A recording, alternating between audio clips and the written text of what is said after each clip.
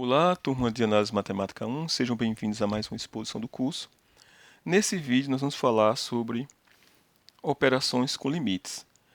É natural, quando você está estudando limites, que você faça as perguntas.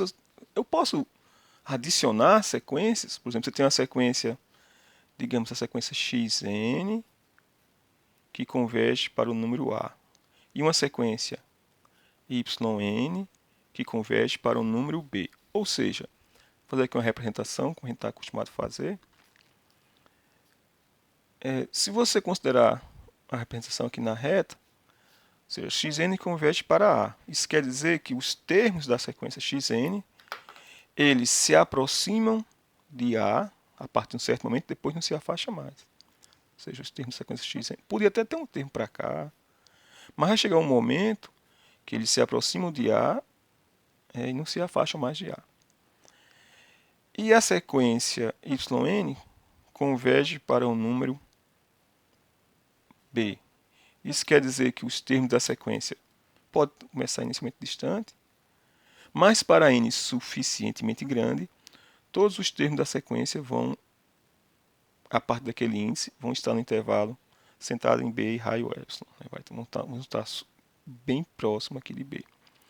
Então é natural perguntar o que acontece se a gente considerar a sequência que é exatamente a soma da sequência das duas. Ou seja, fazer a sequência xn mais yn. Somar termo a termo os termos da sequência. A nossa intuição diz o seguinte: se para n grande os termos de sequência são próximos de a, xn, e os termos de sequência y são próximos de b, então quando eu somar as duas, a nossa intuição vai dizer que isso aqui converge exatamente para a soma de a e b. Essa nossa intuição nos diz isso. Mas você pode também considerar aqui a multiplicação ou a divisão dessas sequências, termo a termo, e perguntar assim, o que acontece. Será que converge ou não? Será que tem algum exemplo que faz nossa intuição falhar? Porque a nossa intuição pode nos levar a erros. Então é isso que a gente vai discutir nesse vídeo. Por exemplo, imagine que a sequência xn, que é uma propriedade que a gente está acostumado a trabalhar quando a gente estuda números reais. A gente sabe que quando você multiplica a sequência x, multiplica o número natural x, o número real x por zero, qualquer que seja o número real, o resultado disso aqui dá zero, para qualquer que seja o número x pertencente aos reais. Será que para a sequência também tem uma ideia parecida com essa? Ou seja, eu tenho uma sequência xn que converte para zero e uma sequência yn qualquer. Será que a sequência xn vezes yn converge para zero? Aqui a gente tem que tomar cuidado porque quando fala em números, são números, são dois elementos do conjunto. Quando se fala em sequência, você não tem mais a ideia de números, você tem uma lista, né, infinita de números, uma sequência. Imagine, por exemplo, que xn vai para zero, mas yn poderia ser ilimitada, crescer até mais rapidamente do que o xn vai para zero, decresce para zero. Então você pode ter situações desse tipo e a gente não sabe se vai convergir para zero ou não. No entanto, a nossa ideia, nossa intuição diz que se a sequência yn for limitada, ou seja, não pode crescer absurdamente, e esse termo vai para zero, então a intuição nos diz que essa sequência, o produto de uma sequência que é limitada por uma sequência que converge para zero, tem como resultado uma nova sequência que converge para zero, e esse é exatamente o teorema 7 do livro-texto. Se o limite da sequência xn é zero e a sequência yn é uma sequência limitada, então o produto das duas converge para zero. Para fazer a demonstração desse teorema, e agora que eu vou fazer de uma maneira tal que eu espero que vocês quando for tentar resolver as questões, utiliza esse mesmo argumento. A gente quer mostrar que limite de xn vezes yn é igual a zero. Então você vai pegar um rascunho, vai ver o que você quer mostrar. O que a gente quer mostrar, o que nós queremos mostrar. Nós queremos mostrar que o produto da sequência xn pela sequência yn converge para zero. E o que significa dizer isso? Significa dizer que, dado um epsilon maior que zero, existe um n0 pertencente às naturais, tal que a distância dos termos da sequência até o número que você quer mostrar que é o limite é menor do que essa distância que você imaginou aqui, bem pequenininha, no caso, epsilon. Ou seja, o módulo de xn vezes yn menos o zero, que é o próprio xn vezes yn, é menor que epsilon. É isso que a gente tem que demonstrar. Para demonstrar isso, nós temos que usar as hipóteses. Quais são as hipóteses do teorema? As hipóteses são que a sequência xn ela converge para zero e a sequência yn ela é limitada. O que significa que a sequência y é limitada? Que a distância dos termos até o zero, ou seja, ela é limitada, quer dizer que tem um número real que é maior do que todos os termos da sequência e seus simétricos.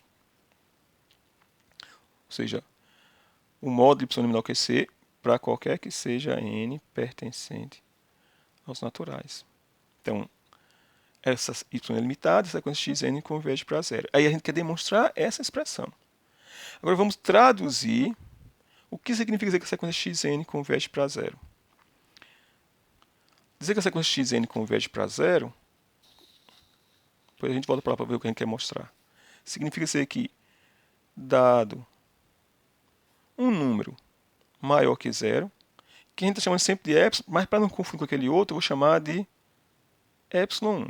Dado epsilon maior que zero, existe um termo, um número natural, que eu vou chamar de n1, para não confundir com aquele n0, n1 peças naturais, tal que o módulo de xn menos o seu limite, que aqui no caso é zero, vai ficar xn menos zero, é menor que esse epsilon 1 para qualquer que seja o n maior que n1. Isso significa que a sequência xn converte para zero. Reescrevendo isso aqui, a gente tem na realidade então que o módulo de xn é menor do que epsilon 1 para qualquer n maior que n1. Além disso, a gente tem também que o módulo de yn é menor que c para qualquer n pertencente aos naturais, né? Porque a sequência yn ela é limitada.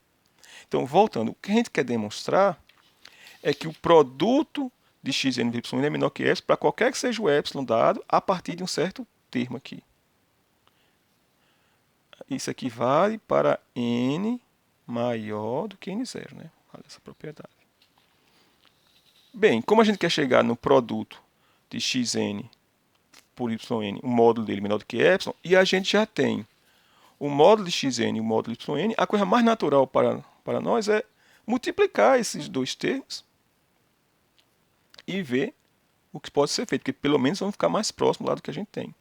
Como xn é menor do que epsilon 1, módulo xn é menor do que epsilon 1 e módulo y é menor do que c, então a gente pode multiplicar aqui. A gente vai ter o módulo de xn vezes módulo de yn é menor do que epsilon 1 vezes c. E relembrando que o produto dos módulos é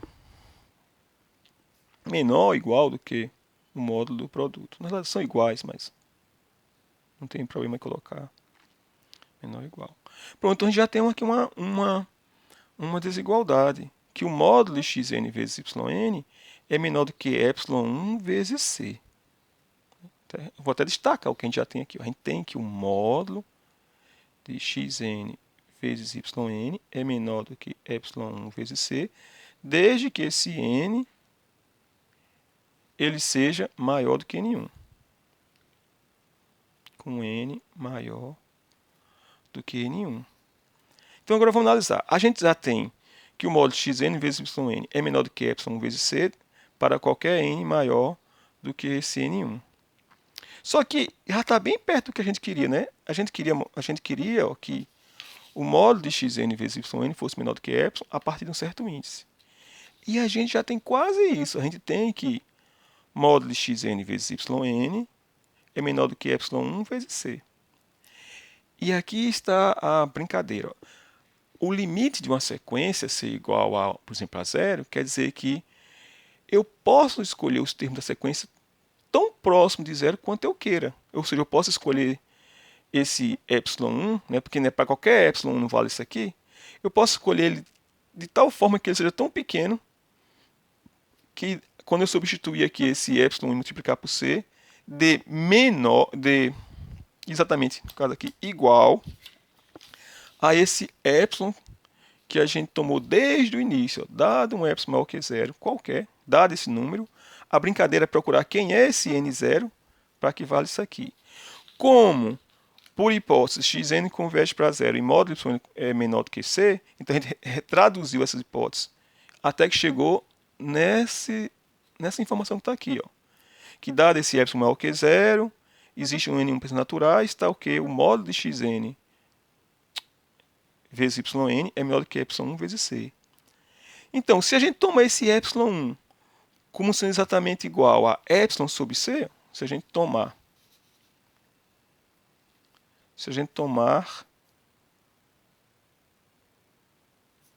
esse epsilon 1 como sendo exatamente igual a epsilon dividido por c, e aqui não tem nenhum problema porque epsilon é um número positivo, c também é um número positivo, na verdade vai dar um número positivo e esse epsilon 1 ainda é um número positivo.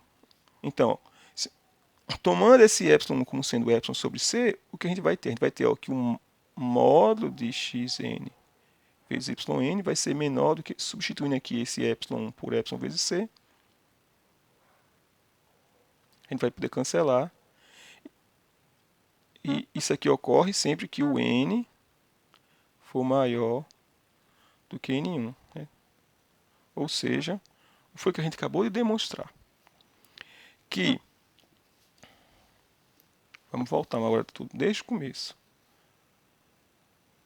Nós queremos mostrar que vale isso aqui, que xn vezes y converge para 2, ou seja, que dado um epsilon maior que zero qualquer, a gente consegue jogar um jogo que a gente encontra um índice, n0 naturais, tal que, para todo termo da sequência a partir desse índice, fala essa propriedade. Aí nós voltamos para as hipóteses, que são essas, que xn converge para zero e módulo y é menor do que c para todo número natural. Esse c aqui, relembrando, é um número maior que zero.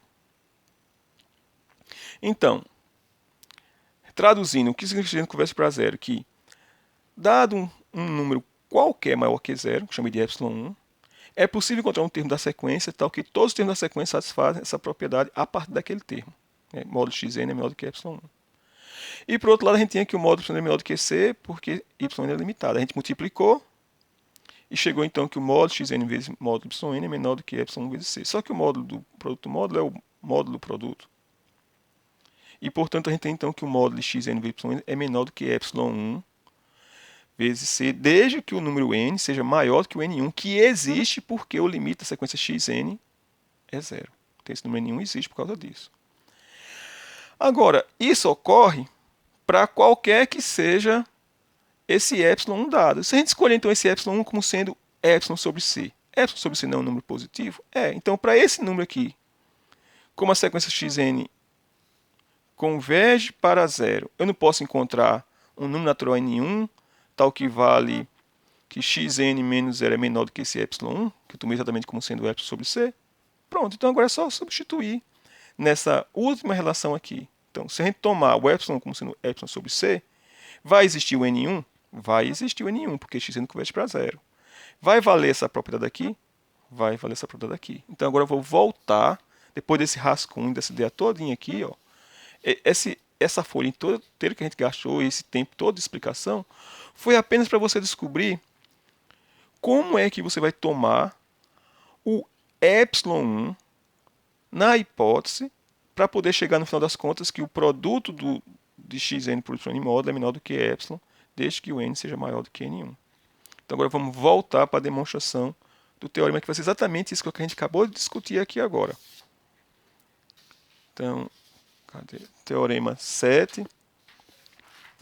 Embora a gente já fez a demonstração, mas se reescrever essas coisas, né, tem que tomar cuidado. Então, agora começa a demonstração. Depois do que a gente discutiu, a gente vai usar as hipóteses.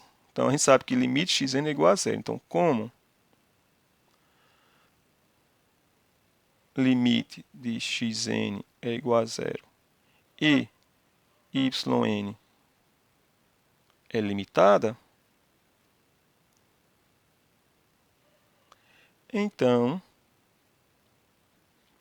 existe um número c maior que zero, tal que os termos da sequência em módulo yn é menor que c e existe n1 pertencente aos naturais, tal que o módulo da sequência xn menos o seu limite, que no caso aqui é zero, é menor do que epsilon sobre c para qualquer epsilon maior que zero dado. Por que você pode garantir isso? Porque como c é um número maior que zero e epsilon um número maior que zero, a divisão que dá um número maior que zero, e por o limite da sequência xn ser igual a zero, vai existir um termo da sequência tal que todos os termos da sequência têm essa propriedade. Tal que desde que n seja maior do que n1. Então, como eles consideram x é igual a zero e y é limitado, então existe um número que limita yn, e dado esse número, epsilon sobre c, que é um número positivo, existe um número natural, tal que todos os termos da sequência satisfaçam a propriedade, desde que esse n seja maior que n1. Agora vamos usar a desigualdade. Assim, vou colocar assim, que aqui dá para terminar. Assim, o módulo de xn vezes yn, que é o módulo de xn vezes o módulo de yn, vai ser menor. Xn é menor do que epsilon vezes sobre c. E módulo yn é menor do que c. Ou seja, isso aqui tudo é igual a epsilon para qualquer que seja o número n maior que n1. Ou seja, com isso a gente demonstrou então que a sequência xn vezes yn ela converge para o número zero. Bem, aqui você tem que tomar alguns cuidados, porque quando a sequência yn ela não é limitada, então a sequência yn é uma sequência limitada. Quando ela não é limitada, pode acontecer muitas coisas. Vamos ver alguns exemplos da utilização desse teorema. Supor, por exemplo, que a sequência xn seja igual a 1 sobre n, que a gente conhece que isso aqui é uma sequência que converge para zero. E a sequência yn seja igual ao seno de n. Então, essa aqui é convergente e essa aqui é limitada. Então, o teorema nos diz que, como essa aqui converge para zero, essa aqui é limitada, então a sequência xn vezes yn, que multiplicando aqui termo a termo é exatamente o seno de n sobre n, é uma sequência que vai convergir para zero. Foi o que a gente acabou de demonstrar, né? A sequência xn converge para zero, a sequência y é limitada, então vale isso. Mas, por exemplo, pegando os outros exemplos. O que pode acontecer quando a sequência, por exemplo, xn é convergente, pega a mesma sequência, 1 sobre n, e a sequência yn, ela não é limitada, por exemplo, como n ao quadrado. O que acontece nesse caso com xn vezes yn? A gente não pode aplicar o teorema aqui, porque essa sequência yn igual a n, que é dada... xn não é que converge para xn é igual a 1 sobre n e yn é igual a n ao quadrado. Então, nesse caso, xn vezes yn vai dar 1 sobre n vezes n ao quadrado. Isso aqui é igual a n. Que é uma sequência que não converge, né? Porque a gente já viu que toda sequência convergente ela é limitada. E essa sequência aqui, a gente até já estudou ela, ela não é uma sequência limitada. Não existe nenhum número que limite todos os números naturais. Então, esse aqui é um exemplo que a sequência, uma delas converge, né? No caso, essa aqui 1 sobre n converge para zero, essa aqui não converge, e o produto das duas não converge. Mas tem situações que elas podem convergir, mesmo uma divergindo e a outra convergindo. Um exemplo disso é... Vamos pegar aqui mais uma folha. É quando a gente considerar, por exemplo, a sequência... É possível que eu vou colocar errado no xn igual a 1 sobre n, novamente, e a sequência yn igual a, por exemplo, 3n. Essa sequência converge para zero, né? E essa sequência aqui ela não converge. E nem é limitada. É 3 vezes n. Mas o produto das duas, xn vezes yn, dá 3n vezes 1 sobre n, que dá exatamente igual a 3, que é uma sequência convergente. Bem, então pode ocorrer muitas coisas. Fica para vocês pensarem um exemplo que essa sequência converge para zero. Essa aqui, a yn, diverge e, no entanto, o produto das duas converge para zero. Bem, então, esse exemplo ilustra que quando você tiver uma sequência que converge para zero e uma outra sequência não limitada, o produto das duas pode convergir, na verdade, para qualquer número. Eu coloquei aqui um 3, mas se trocasse esse 3 por um 5, aqui daria 5. Pelo um C, aqui daria um C. E você teria uma sequência que não converge, outra que converge para zero, e o produto das duas converge para um número da sua escolha. Bem, pessoal, então, com isso a gente vê a primeira propriedade. O vídeo já tem 22 minutos, não é bom um vídeo muito longo. Eu vou terminar então as propriedades na próxima exposição. Obrigado por terem assistido e até a próxima.